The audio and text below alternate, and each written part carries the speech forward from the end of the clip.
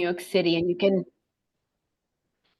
I'm joining us from New York City, and you can hear all the ambulances and the fire trucks at the back. So I'm sorry about that, noise. But I think we should get started because I know that we have a lot to talk to you guys about. We had about 60 people who registered, so that's why we were giving them time to join. I'm sure that they'll join us when they're ready. Welcome to our Urban Collaborative Collab Talk. Thank you all for joining us. I am Ruchika Chopra, and I work with the Urban Collaborative. I am here along with my colleagues, Executive Director of the Urban Collaborative, Lauren Katzman, and Project Manager, Catherine Benedict. We will be supporting this conversation today, and we'll keep an eye out for questions that you may have for our presenter and answer any Urban Collaborative related questions. So feel free to please put things in the chat. Or like I said, if you want to unmute or raise your hand and let us know that you want to say something, please let us know. We want this to be interactive. Just as a reminder, we are recording this, and the reason we're recording this so that we can share it back with you after the meeting, as well as for you to be able to share it with others once we finish with the meeting. So we'll share that with you in a later email. Our collab talk today is about teaching for equity and justice. We are asking the question, how did we as a society arrive at this place of profound educational inequity? And what can we do about it as educators? We know that you all have some ideas and have a lot of experience in this, so we hope that this conversation today can really be a conversation. Our presenter today is Jeremy Nesoff from the organization Facing History and Ourselves. And he will give us an overview of their Teaching for Equity and Justice program, which focuses on educator mindsets and strengthening school and district approaches to building a culture where everyone thrives. Their approach begins with an examination of self. Through interactive pedagogy, educators examine historical access to and the purpose of education. With that historical context, they explore current systems of inequity. A little bit about Jeremy. He's the director of the district partnerships at Facing History and Ourselves and member of the senior program team over there. He has more than 26 years experience as a Facing History and Ourselves teacher, school leader, and a Facing History program staff member. Welcome, Jeremy. Thank you very much. It's really nice to be here and already feeling very much at home, whether it's because of the sounds of New York City in the background, which is where I grew up and from originally and started my teaching career, or just everything that I'm seeing in the chat box already. Some really, as we said, powerhouse group. Really interesting work going on, things that I would love to talk to each and every one of you about for an hour or more or so. So hopefully we'll get the time to connect in different ways and different possibilities after this. As I said, it's really nice to be here. You know, a little bit that I've been able to learn over these last few months about the work of the collaborative and just really seeing how important your work is together and how aligned it is with Facing History. Again, it just really feels like feeling very much at home and among like-minded folks. So very happy to be here and thankful for the invitation. And again, really hope that this is interactive as can be in the time that we have and with all the things that I would like to communicate. And I already told Lauren and Rashika that I often plan too much, often as in every single time, plan too much for the time I'm given. So I never really get to anything, but I did learn everything. But I've been learning that lesson since I was a junior high school teacher in New York City and would put the agenda for the day up on the board. And by the time I got to 3 or 4 of the students would just say, stop, why bother putting anything else on there? We never get to them. So I'm really excited to be here for those reasons, but also because I'm really excited to share this work about teaching for equity and justice, to share some of the work that we've done to address disability rights and activism and the relationship that we had with Judy Heumann, which I also know was an important and is an important one for some individuals here and for the collaborative. So again, just another reason why it just feels so aligned and like-minded. So I'm here today both to give you an introduction to our work for teaching for equity and justice, but also because I believe, and if I could maybe just see a show of hands, has anyone been to a professional development experience with facing history before? And you could do it literally with your hand or Zoom hand, whichever is easier. But if you have been to a facing history professional development experience before, just please raise your hand. I'll give folks a second. And it's looking like not, which is great. And I'm really happy to then introduce most of you to Facing History, as well as this look into, and thanks for those replying in the chat. So not just specifically about our work for teaching for equity and justice, but also hopefully a little window and introduction to Facing History and ourselves in general. So with that in mind, let's get going. Again, please interrupt at any time. If you feel comfortable unmuting and jumping in, that's fine. If you'd rather raise your hand, I should be pretty good at seeing that these days after a few years on Zoom, but I also have colleagues who will help. If I miss anything in the chat box or that, please don't hesitate to tell me. So again, to introduce you to Facing History, to our work in teaching for equity and justice, and to share some resources. And I will follow up tomorrow with a resource sheet that includes all the links of everything we share here. So feel free to take notes or go look at things now, but you don't have to. You will get all that soon. So Facing History's mission is to use the lessons of history to challenge teachers and their students to stand up to bigotry and hate.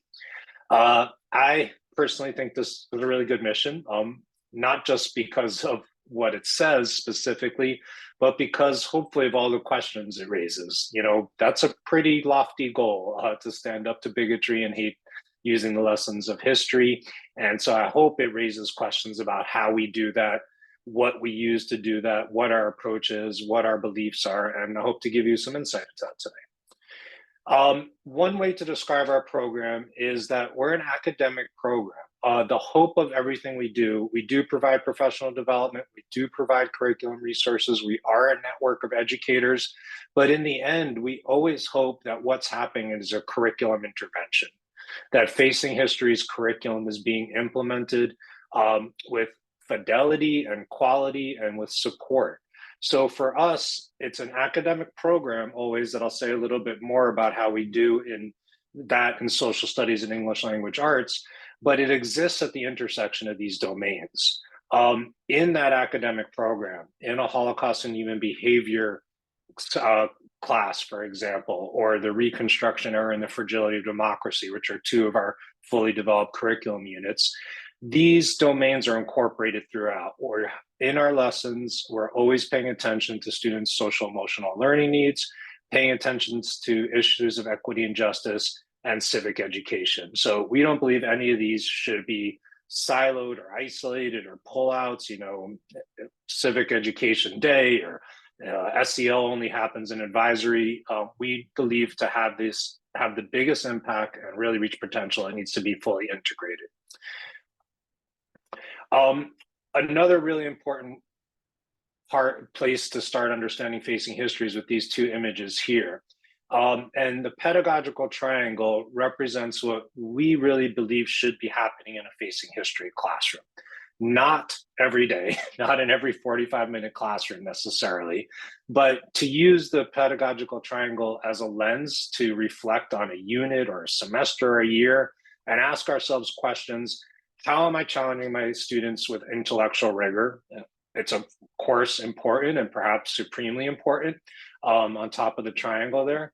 But we know that without teaching in a way that is authentic, engaging, and relevant, without using materials, primary sources, literature that really tap students emotionally, that engage them emotionally, that have reactions, that engage them in some of the deepest moral and ethical dilemmas about human behavior and choices, we know the intellectual rigor, the dates, the facts, the time, the places just are not going to stick. The research bears that out.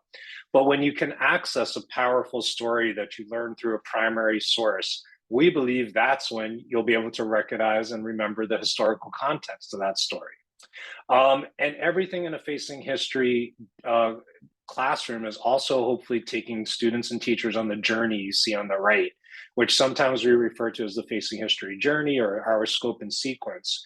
And it really represents a case study method where we also have a stake in the ground about our values, about how you enter these difficult moments in history, difficult moments in literature, how you discuss community in crisis or collective violence or genocide in the safest and bravest way possible.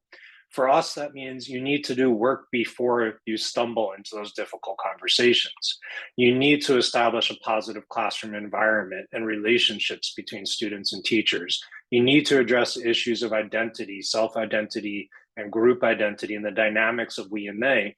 You need students to understand that we find safety, comfort, culture, challenge with like-minded groups, like-looking groups, like sounding groups, like dressing groups. It's not always a bad thing that we break ourselves up into groups as human beings. What we want to do is develop the ability to see both in history when that human behavior to break into groups has led to collective violence or genocide or breakdown of democracy, so that we can develop the ability for prevention, so that we can see when there's signs of those things happening again, and hopefully work for prevention. So the pedagogical triangle and the scope and sequence together really are the pedagogical foundations of facing history and our approach. Where we always begin, as I mentioned, is that establishing a safe and brave classroom. Well, looks like got a little cut off there, but it says, and feel like to you. So we don't just want to create safe spaces, we want to create brave spaces. And as I said, that means we need to discuss how we're going to have difficult conversations before we sort of stumble into them, or before we do what I did when I was a first-year teacher in New York City, and came in one day and very motivated to talk about race and racism with my students and said, let's talk about defining racism today. And it did not go very well, is one way to say what happened. And because I hadn't done the work to get to that point, I hadn't scaffolded, and I didn't have the training and the resources that I needed as a first-year teacher then. So I hope to give you some examples of that. And what I'd love to do right now is ask somebody to unmute and read this poem out. It's called Untitled Poem by Beth Strano. And while the person is reading, if everyone else could pay attention for a word or a phrase that particularly stands out to you, that you can put in the chat box when they're done reading. So if anybody would like to unmute and just read, I'd appreciate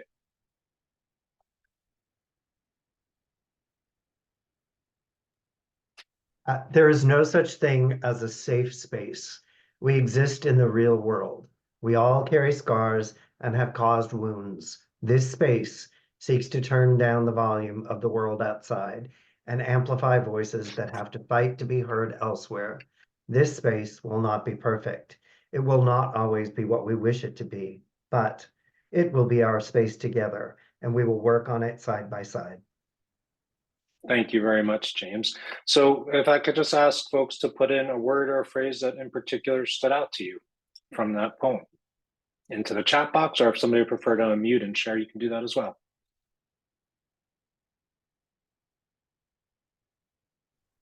I love this. This is Joyce. I've always said when we come together, we'll overcome together, right? And so it's that togetherness that I connect with. It will be our space together, and just amplifying that word together to let whomever's the audience of this understands you are not alone. And it's the togetherness that kind of, like you kind of alluded to earlier, the sense of belonging, the sense of being a part of a group. Like, you grow that when you know that everybody's in it together. So, yeah. Thank you, Dr. Jamerson. Would anybody else like to unmute and share anything? And then if not, or when anyone else who would like to share anything is done, I'll also read what's in the chat box. Anyone else like to unmute? Okay, so I'll just read from the chat box what folks put in, and thank you for doing this. Scars and wounds, we all carry scars, not perfect, have to fight to be heard elsewhere, turn down the volume, amplify voices that have to fight, our space together. And again, I think Lauren was seconding when we come together, we overcome together, that Dr. Jamerson just shared. So, I think also what you shared, Dr. Jamerson, for me, recalls what I've been able to learn about Hannah Arendt, the philosopher, who had a big impact on facing history. And I don't remember the quote exactly, so I won't pretend to, but we use a quote that really emphasizes for Hannah Arendt, human beings only can make meaning in community with other people. And our founder, Margot Stern-Strom at Facing History, would always talk about how it was in her classroom with her students that she was able to create Facing History as an 8th grade teacher in Brookline, Massachusetts in the late 1970s. So Facing History is created by teachers for teachers and in community with students. The idea of choosing to participate at the end of that journey that I shared, a focus that this whole journey is about civic engagement, was in response to students who, after studying the Holocaust, after discussing issues of memory, judgment, and legacy, and here I'll go back just a brief moment to share that with you, said, well, we want to do something. What's next? How do we get involved in making the world a better place? And that's when choosing to participate and really focusing this entire journey on civic engagement, how that came about was in community with students. So we often use that poem to enter a discussion with students about creating norms, and we're not going to do that here right now with you, but just to share, this is one set of norms that was created by a class with a Facing History teacher. And you can see how important some of these things are for folks who maybe have not considered them yet, whether that's because they're in the 7th and 8th grade and nobody's ever taken it to them yet, or for adults who haven't yet, how important it is to, when you're talking about issues of race and racism and identity and discrimination and belonging and collective violence, to use I statements, for example, to not pretend to talk or to be the person who may talk about anything about those people or what they think, but only to talk about myself. In my experience, this is what I've seen. What it means to challenge ideas and not people. How important is that of a discussion for 8th grade students to have before you have these conversations? So that's the starting point for us always. We have a lot of resources to support that work in identity and E&A. One example that I'll put in the resource sheet is the Back to School Toolkit, which could be used at the beginning of any class, but back to school, which is entirely focused on that creation of a positive classroom environment and building those relationships. So, if that's where Facing History starts always, where does teaching for equity and justice start, and what is that work that we do and how we frame it here? First, always as citing and giving credit where credit is due. This work is a product of Dr. Stephen Beckton in particular, who's my great colleague and friend and presently our Chief Officer of Equity and Inclusion at Facing History. And he was a Facing History teacher in Memphis public schools where he grew up. And engaging with Facing History as a teacher for 15 years led him to want to create this specific way of using Facing History to address issues of equity and justice. And it is designed to address racial inequity in particular, is important to put out there first. It's not about all inequities, although certainly there are things that connect to other inequities. And as we know, the isms we address, whether racism or anti-Semitism, share histories, come from the same time and place quite often. So we can't separate them out. We don't mean to do it in that way, but that this is important to say that this is about addressing racial inequities. It's an adult learning journey for us. We're always focused on the fact that in our professional development, we have folks who, like you, are both professional educators and adults, people who may be there just for your own learning in this moment, but also are thinking about your classroom or your work tomorrow and how it applies. So this is really focused on that adult learning journey. It's about shifting mindsets. It's really about all of us slowing down who do this work and thinking about issues of identity, about our why, which I'll talk about in a moment, why we do this work. It's about acknowledging that before we jump into the deep end of culturally responsive teaching or anti-racist education, we need to start with ourselves first. And we need to acknowledge things like Beverly Daniel Tatum, Dr. Tatum, who says that racism is smog in our country is an analogy she uses, and whether you want to or not, or like it or not, or admit it or not, we're all breathing it in. So how do we face that fact that no matter what concept we have of ourselves, that we're all carrying the effects of that smog. That means we need to slow down and think about our mindsets, think about how, whether we like it or not, we've taken in deficit narratives about certain groups of people and what they can or cannot do, and how do we address those deficit narratives that we carry in ourselves.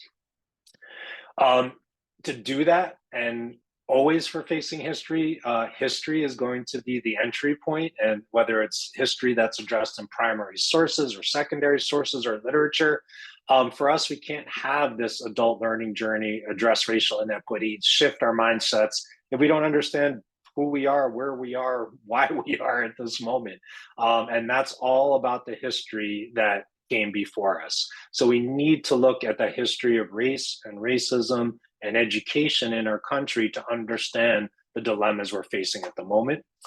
And it's connected to facing history's core work. It's not some sidebar for us. This has always been part of our work, and it's extending it.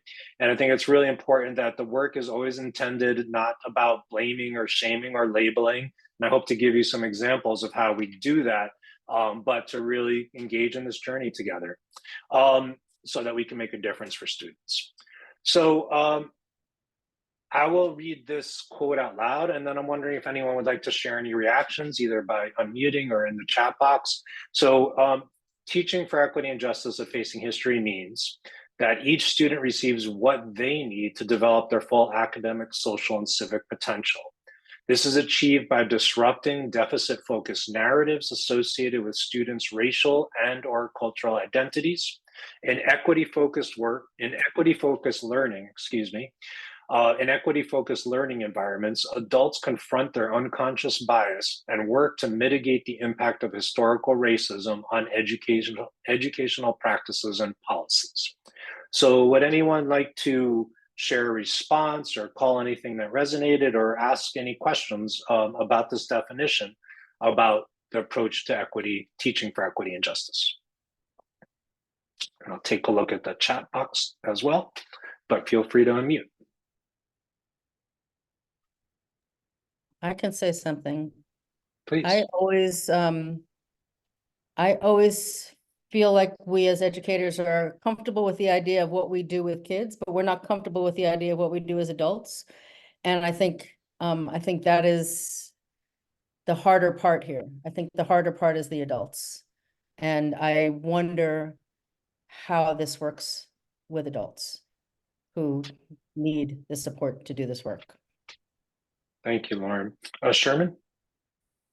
Yeah, as I'm an historian in the College of Education, so I'm a colleague of Lauren's at ASU, and a lot of this, especially the second sentence, means a lot to me in terms of challenging a lot of sort of received narratives around history.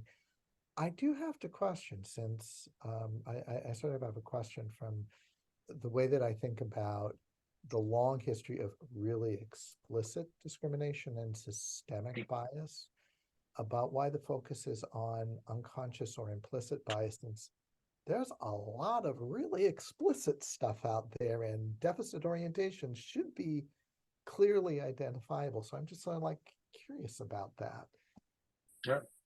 Well, I'll say one thing, and then I'd love to, as I share some more, see if it helps. I think going back to that, no shame, blame, or about attacking folks or making them feel attacked. When we talk about an organization that we want to work nationally in all 50 states, and states that have some of restrictive laws that I know you are all so aware of, and others that are not in this time, that for us, that when we ask adults to confront their unconscious bias, and I'll talk about that a little bit more, and implicit bias, it is an entry point, and it's not supposed to be the end point. And I do agree with you that if we don't get to talking about the explicit bias, about the very real structures and institutions and systems of discrimination, then what is the point? But as a starting point, we found that we get a lot more traction with folks when they're not feeling called out. And again, that's, we can have opinions about how to do that or not. But when we talk about unconscious or implicit bias, it's a way for folks to admit that we all carry these narratives, these deficit narratives. We all breathe the smog in without being accused of necessarily being responsible for that situation in the moment. And again, we can talk about, how right that is historically or where we move forward, but for us, it's an entry point and a starting place, but certainly not the end point. So thanks for that, Sherman. Again, I hope some other examples help with that, and love to hear if you have any more thoughts as we go on. And I'm just looking in, Jonathan shared that confronting our unconscious bias is often uncomfortable, however, needed in the work that we do with our students to set the tone and the potential narrative of the work we see in schools. Thank you, Dr. Jamerson. I do not know that book, so that's one I'm going to have to look into. You also shared that what we are doing to prepare for the work with our scholars versus the work we do with them, and the later is deeply impacted by the former. And Ruchika shared deficit-focused narratives are what we are always faced when thinking about students with disabilities. Absolutely. Yeah, and I shared that book please because go ahead. Talking about how to talk about it, right? Just you have to talk about that because there's so many people with good intentions and they're in the right place in their hearts. They just have not really uncovered the depths of some of these unconscious bias. And when they start to talk about it, it's so foreign that they either stay silent because they just don't feel comfortable with how to engage in that conversation. So I really appreciate you bringing that up, because that's what I find with teachers especially, is how do we engage in these courageous conversations? How do we, really approach them with our most authentic selves? And so the book, as a scholastic team, we are all reading Say the Right Thing, because it has a lot of great strategies and a lot of, you mentioned case studies, so a lot of examples from the field that actually help with that. So that's why I stuck the book there. But the piece with preparing for the work, I'm with Scholastic. So of course, everything we do is through the power of story. And so we found it to be very helpful to find books that have these cultural stories, especially accurate stories, to help disrupt the single narratives that are out there, and just having those, books be anchors or ways to bridge those tough conversations. So if that helps. It definitely resonates and helps me, and I'd love to check out that book, so thank you. I think this is just looking at the goals. The other thing that I'd add to what you're saying is that folks don't understand the history that we are a product of. There is just not enough of an understanding of our nation's history, of the role of race and racism in that history. So besides introducing the work, and when we do this work, it's about looking at this idea of our why are we educators? What are we doing? Why do we believe in this work for equity and justice? It's looking at the history, and it's trying to move educators. And I think, Sherman, this is another example, that moving, right? We know we can't just jump into the deep end and, say, and now we're going to teach you how to be more critically conscious and equity focused, right? It's a journey that individuals need to take, and looking at our identity, looking at our why, looking at our history, we believe is a key part of helping move that journey along. And just so you can see what this might look like in a 2-day workshop, this are the sessions from a 2-day workshop agenda. And you can see a similar sort of journey for the Facing History Scope and Sequence, in this case, an adult professional journey that we feel like we need to take teachers on, again, as a starting point. This is not going to wave any magic wand, and we never want to pretend we have that, or a magic solution. But to get to the conditions to do some of the work we want to do, to help educators' mindsets shift in order to do this work, this is the journey that we have found effective.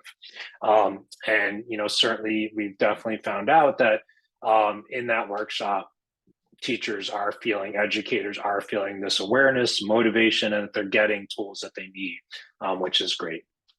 So just a little bit more following up, I think, on what Sherman focuses on, and we're all focusing on, challenging deficit narratives and shifting mindsets. How do we do that in this work? So I won't ask you to journal right now, but I'd just like you to think before I share a short video.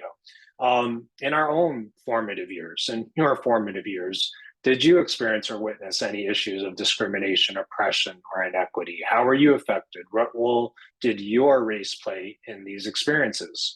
And then to think about our careers and our work. Why are we in this field?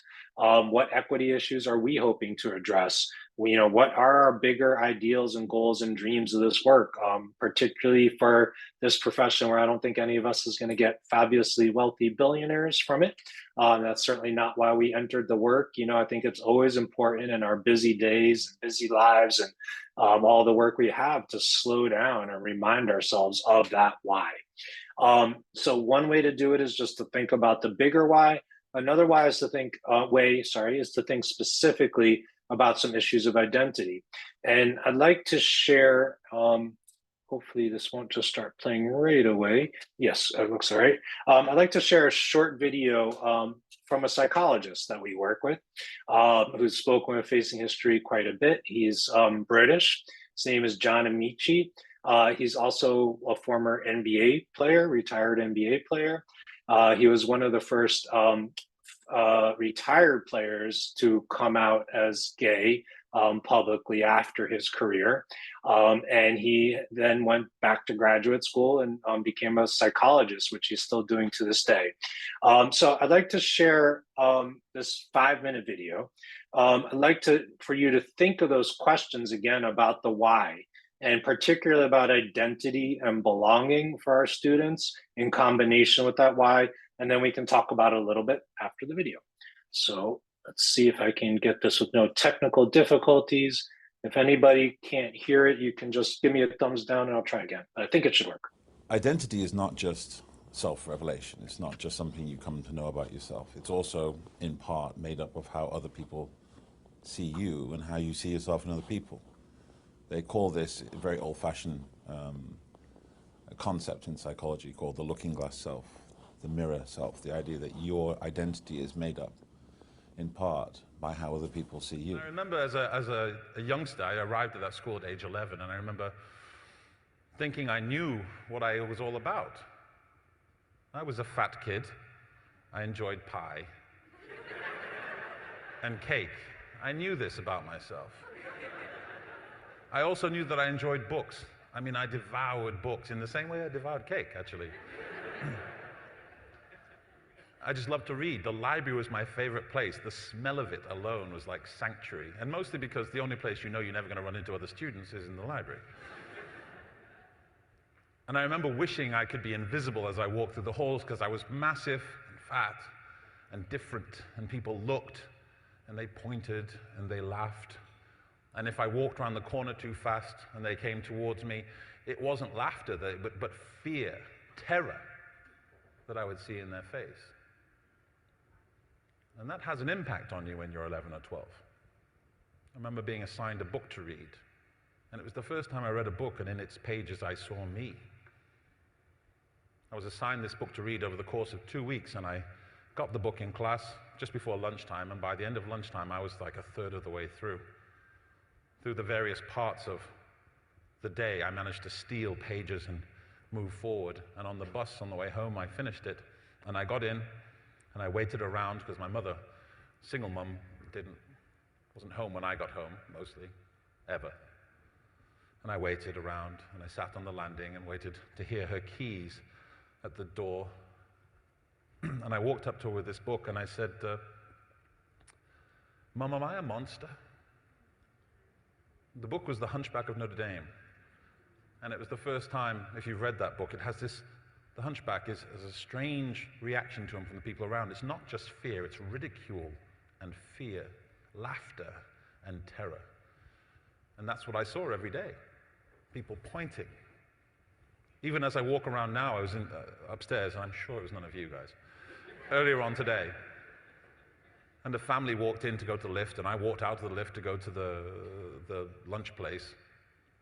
And as I walked past, I knew that if I turned around after about 3 steps, I would see it. And I turned around, and there's a mother grabbing her kids. Not the face of, oh, amazing. No, just like, oh, like a pod had just popped down and an alien had popped out.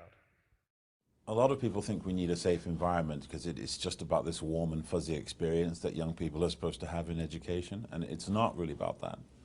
We need a challenging but safe environment because there is a very narrow strata, a very narrow bandwidth where young people can be challenged and high achieve emotionally.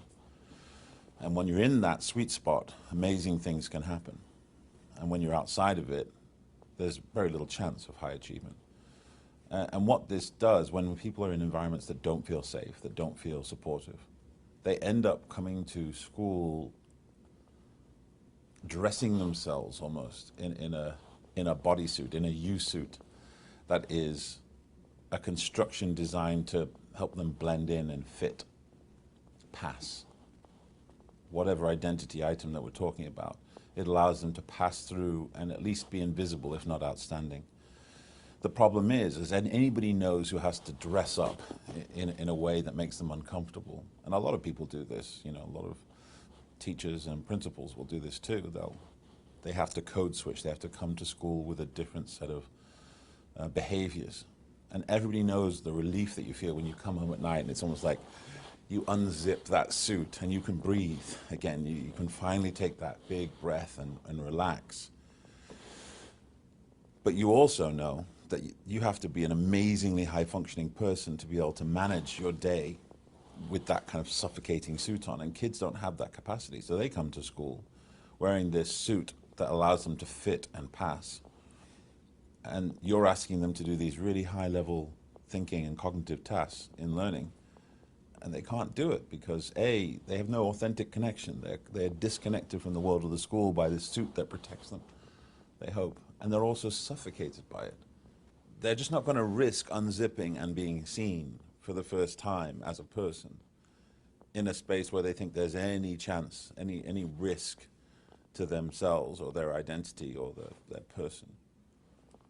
And so it's very true that in the early stages of interventions, that it's a really ideal situation people have to create. Teachers have to create this emotional space where it's safe but challenging, where people can be themselves, where people can take chances and fail, where people can tell stories about them and reveal things about themselves without risk of derision, without fear of being marginalized. Without safety, there is nothing. There is no learning.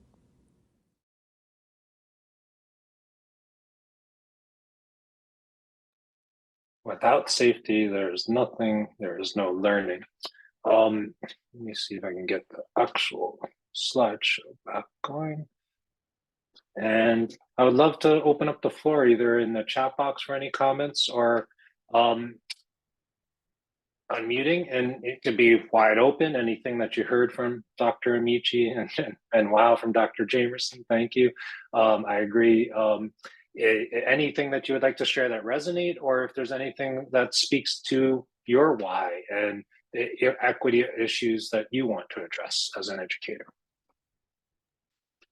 Jeremy, we don't have enough time today to unpack the video.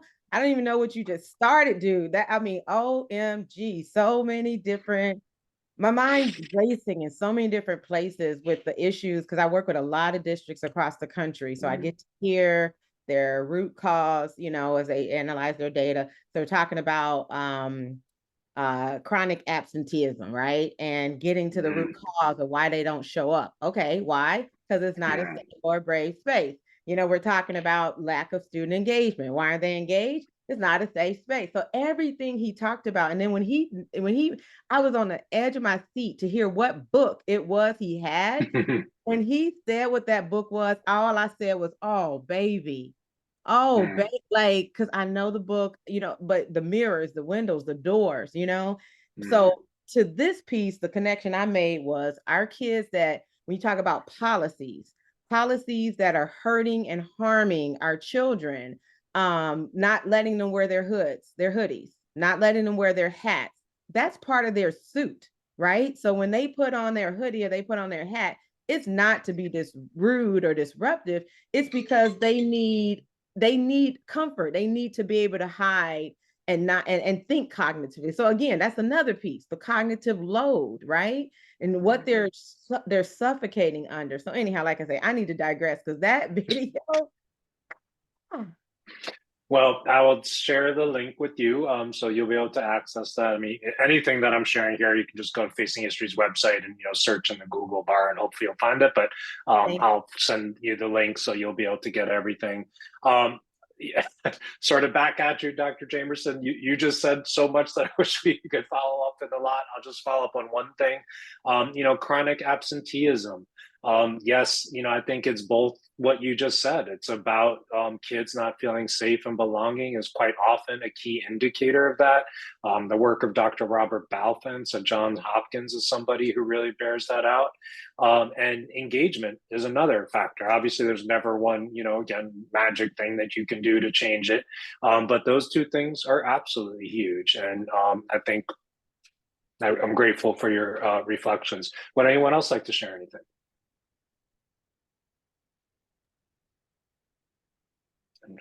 I'll say something again. Please. The last place I taught was a middle school in New York City, and we talked to the kids in our middle school around why they weren't coming to school, and they talked a lot about hair and the ability to wear hats. So we said, what if we change this policy and you can wear hats? Our attendance shifted 100%, not 100%, shifted a lot. But it really, really was just listening to the kids as adults, and they appreciated that, and it shifted the attendance. But yeah, I think even just being able to be heard made students feel safe. So safety. And what I also loved about this man's talk was the image of the suit. I had not heard that before, and it's really powerful. Like the suit is on, the suit is off. I love it. Yeah, the use suit that lets you blend in, to fit, to pass, or you said at the very least to be invisible, if not unremarkable, or I forget the exact words, but powerful. Maybe one more comment if anyone else has anything.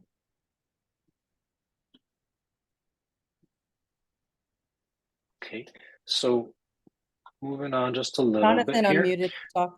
Oh, sorry, go ahead, Jonathan. Oh, yeah, I did, but but if you need to move on, that's fine.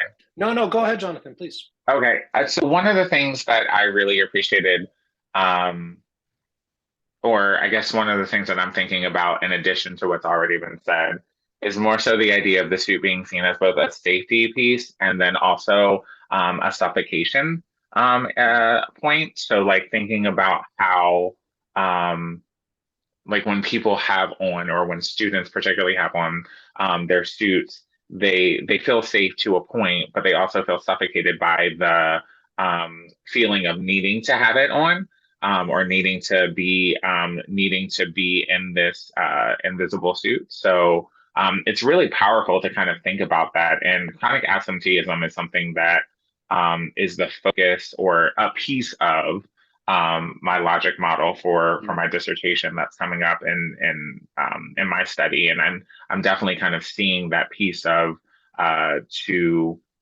both Dr. Jameson's point and also Lauren's point about just hearing out and just having a discussion about like why students feel the need to, or what is it about them that's keeping them from coming to school consistently. And really just speaking from a mindset of, I just want to learn more, as opposed to, why are you not coming to school?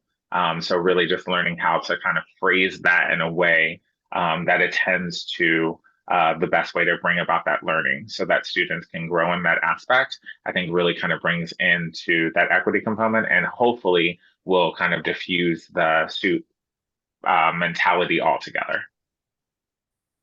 No, I really appreciate you highlighting that safety and suffocation, two things can be true at the same time. And, just I agree, the image is so powerful when he does that, exhale and unzipping the suit part of the talk is something I think everybody can relate to it in one way or the other. But then when we think about our students and shifting to this slide here, thinking about the students who are problematic, quote unquote, or the students who are not succeeding in the traditional ways in school, this is many of the ways that we may hear them described.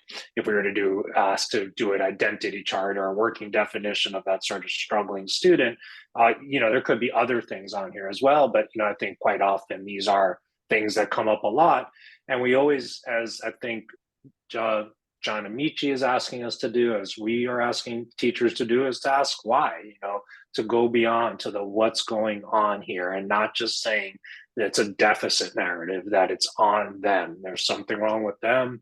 There's something wrong with their culture, where they come from, their biology, all of these things that have existed in our history, trying to explain away these inequities and these deficits as the root cause being something wrong with this person, as opposed to something is wrong with the context that this person is in and that our nation is in. So when we think about a student like this, for whatever reasons, I would say these are things ideally they could get, right? If they are struggling, we would want them to have an important mentor, and to be empowered, and to have a relevant education, and challenge them with high expectations to meet the needs of those who have trauma, and equal access to opportunity for all. But what we're seeing, and for those of us who have been to school or been in schools or studied them, which is everybody on this call, obviously, what we see this student getting is more these things: punitive results, disproportionate referrals, the data bears that out, based on race and ability, suspensions, remedial courses, the soft bigotry of low expectations. Tracking is something that I experienced in my public schools in New York City. Literally went to a junior high school with track 1, 2, 3, and 4, and a separate special education annex where those kids were put. And Judy Heumann, in her autobiography, tells a powerful story of what it was like to be in the basement where her special education and disability access annex was, and what it meant to be separated from the other kids. And in the end, what we're doing is denying all those kids opportunities to be civically engaged in our communities, our cities, and in our country. So what we want to consider is how we see the humanity in our students, and then how do we disrupt the deficit narrative that we all need to see how we carry, because we've all breathed in the smog, because we've all lived in this country at this time in this place, and the systems that we work in, how they carry those. So briefly, I'd just like to share a few more things about the approach to teaching inequity and justice, point you to a couple other resources, and again, that I'll follow up. And I'll say it again when we wrap up, but please just know that this is an introduction, dipping a toe in the water. And if there's anything I can do, you'll see my email address at the end, and you also see it on the resource sheet. So please don't hesitate to reach out. But here are some of the things that we think we need to do when we talk about mindset shifts. It's so that there's a shift in practice, right? It's not just so we have a shift of how we think. We want to do it so that it allows the shifts in practice to happen. So again, I won't read this all, but I'll just read the bold parts. Acknowledging historical oppression, rejecting deficit thinking, rethinking pedagogy, and embracing SEL cultural sustaining practices, and committing to this idea of a critical consciousness. And that's where the history comes in. We can't critically understand our context if we don't understand the history of that context. And hopefully we get to these shifts in practice. And, I believe in the work you do, and a little I know about you individually from what you shared in the box, and about the collaborative, these are all things that are very aligned with your work. It sounds like with Jonathan, with your dissertation, for example, again, just the things that we shared briefly, this is where we want to get to a place that we assure, just at the bottom, unobstructed and equitable access to full participation in school programs and activities, and that all stakeholders accept responsibility and accountable for student learning. A quick look at how we may enter this history conversation. So from the Declaration of Independence, we hold these truths to be self-evident, that all men are created equal, that they are endowed by their creator with certain inalienable rights. Among these are life, liberty, and the pursuit of happiness. That is a true authentic, accurate document from our nation's founding. And at the same time, this is equally as accurate by the same author. Thomas Jefferson notes on the state of Virginia, I advance it, therefore, as a suspicion only, that the Blacks, whether originally a distinct race or made distinct by time and circumstances, are inferior to the whites in the endowments both of body and mind. 4 years apart, the same person. We are this country that has the Declaration of Independence with these inalienable rights listed out, and that was founded on slavery at the same time. And that is a paradox that's a starting point for understanding our nation's history. And that's something that we need to look at. The historian Robert D.G. Kelly said the problem that Jefferson and the founding fathers had to figure out is how we can promote liberty, freedom, democracy on the one hand, and a system of slavery and exploitation of peoples who are non-white on the other.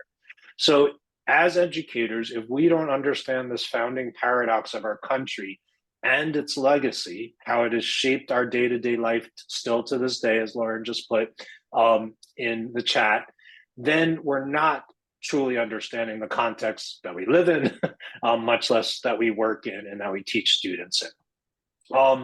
So when we think about that paradox, we need to think about the consequences for our work as educators. Oh. That's certainly one thing that we focus on in our work. Okay. Another thing, getting to Sherman, what you were talking about before, is a little bit more about biases.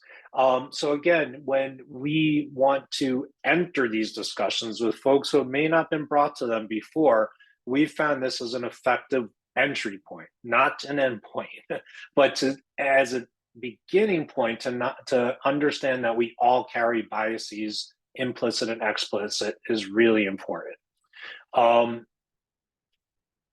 I'm just going to go through these a little bit more. I think this quote is really important. Implicit bias is not a new way of calling someone a racist. In fact, you do not have to be a racist at all to be influenced by it. Implicit bias is kind of distorting the lens.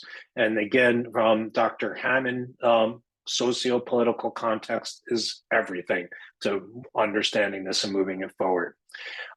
So for us, the relationship that we had developed just before her passing, which I just realized in preparing this, was about a year ago exactly. I think it was March 3rd or 4th that Judy passed. So, I think we can all just pause for a second and acknowledge that loss a year ago. And I did just want to share, and again, I will include this in the link that we have some great materials. This is just a mini lesson that looks at disability rights and the legacy of Judy Heumanns' activism. And I'll just, scroll down a little bit so you can see some of the activities very much aligned with our work for teaching for equity and justice and everything else we do.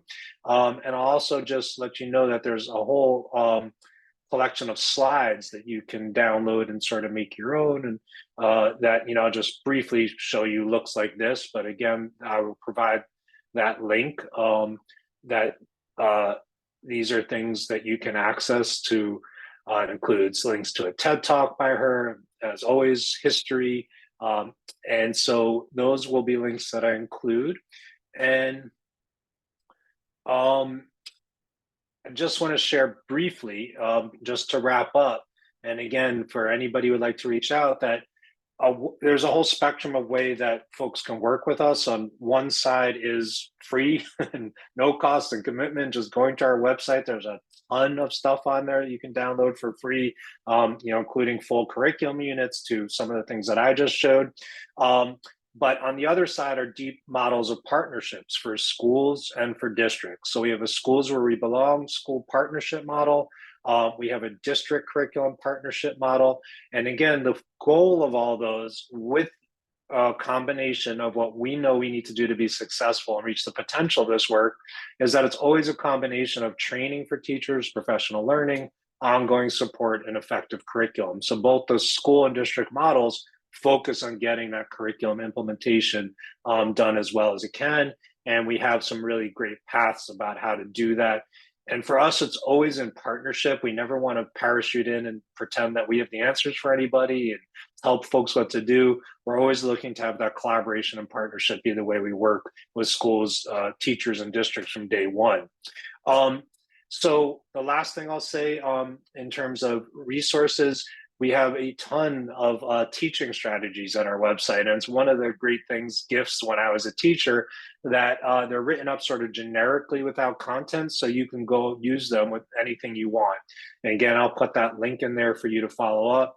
It's just a great collection of strategies. So at the end, our tagline, the closest we ever gotten to getting facing history into a tagline, and I'm sure you can see a little bit why that'd be challenging from today, is that people make choices and choices make history.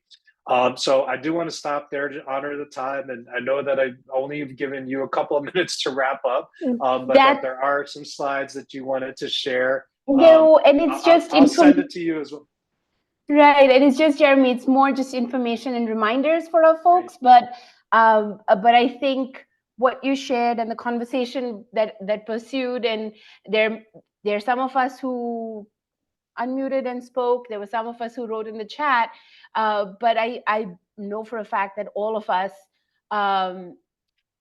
you said something in the beginning about slowing down and reflecting, and I think all of us had the time to slow down through this conversation today, and reflect on where we are at, because we all, again, have been thinking about this work, have been doing this work, have been engaging in it in different ways, but this allowed us time to be able to reflect back to it and think about where we need to go next. So thank you, and thank you all for spending this time with us.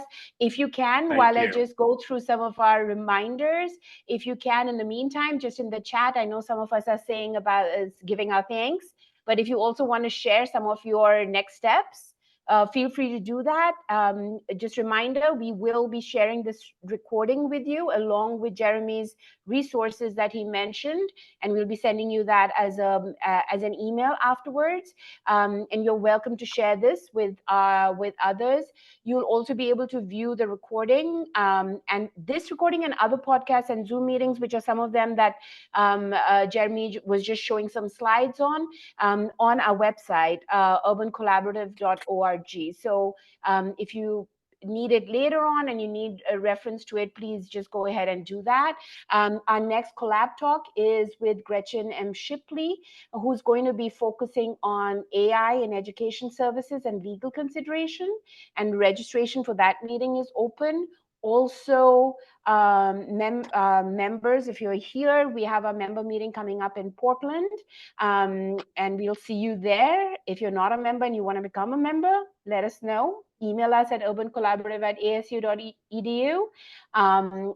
The next slide is about the collabcast that we just finished and we posted in February. It's a collabcast with Dave Kivra, who talked about his and his family's journey on his 11-year-old son, Abdisa, and accessing supports around his learning disability. So feel free to please take a listen. Again, it's on the website and it will have this particular collab talk and others that we do on the website itself, urbancollaborative.org. Again, thank you, Jeremy, for your time, and for all of you who stayed with us for this amazing hour. And we hope that we'll see you at our next collab talk on March 26th. I do want to take a minute and acknowledge some other, again, people are saying thank you. Dr. Jameson talked about reaching out to keep the conversation going. And again, Lauren, like Lauren said, thank you all for joining, and Jeremy for this powerful presentation and the work you do. We appreciate it. We have all interacted with it in some ways, and we appreciate all the resources and everything else that you spoke about today. Thank you all. Thank you.